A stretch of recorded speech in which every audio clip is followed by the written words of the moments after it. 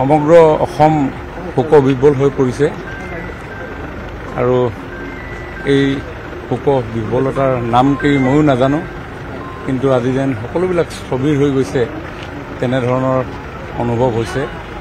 কাৰণ যিগৰাকী ব্যক্তিয়ে তেওঁৰ জীৱনকালত তেওঁ সৰ্বোচ্চ পূজাৰী মানৱ জাতিটোৰ কাৰণে যিখিনি অৱদান এৰি থৈ গ'ল, প্ৰজন্মৰ পৰা প্ৰজন্ম,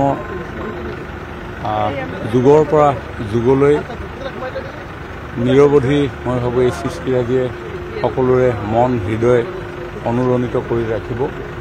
কাৰণ ইমান কম এটা জীৱনকালৰ ভিতৰত ইমানখিনি সৃষ্টি এয়া মহানায়কৰ কাৰণেহে সম্ভৱ। আৰু সঁচাকৈ তেওঁ এগৰাকী মহানায়ক হিচাপেই এই ধৰালৈ আহিল আৰু এই মহানায়কৰ দৰেই তেওঁ জীৱনকাল কটালে। আৰু তেওঁ যি প্ৰস্থান, সেই প্ৰস্থানো এগৰাকী যুগত দ্ৰষ্টা হিচাপে, মহানায়ক হিচাপে খ্যাতি ৰাখি তেওঁ প্ৰস্থান কৰিলে। ইংৰাজীত এটা কোট আছে, যে who will cry when will U ডাই, আপোনাৰ মৃত্যুত কোনে কান্দিব। আৰু এই কথা নিৰ্ণয় হয় মানৱ জীৱনৰ জীৱনকালৰ কৰ্মৰাজিৰ জৰিয়তে।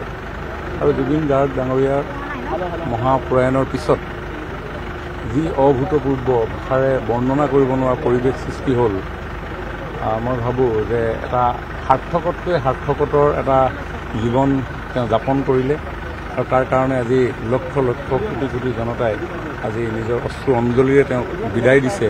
ইভিন যোৱাকালি আৰু পৰহি এনেকুৱা এক পৰিৱেশ, প্ৰকৃতিয়েও যেন সেই বৰ্ষণহিক্ত মেঘেৰে তেওঁক আদৰণিও জনাইছে, বিদায়ো দিছে। যেতিয়া আমি ৰাইজৰ দৰ্শনাৰ্থে সৰু সজাইত আনি তেওঁক স্থাপন কৰিছিলোঁ, সেই সময়ত আমাৰ সকলোৰে মনত আছে যে সমগ্ৰ প্ৰকৃতিয়ে যেন যি বিশাল জলৰাশিৰে তেওঁক আদৰণি জনাইছে।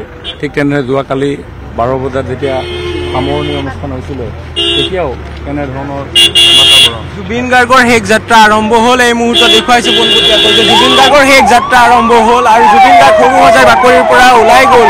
এয়া জুবিন গাৰ্গ লৈ ওলাই যোৱা হ'ল সোণাপুৰৰ দিশে।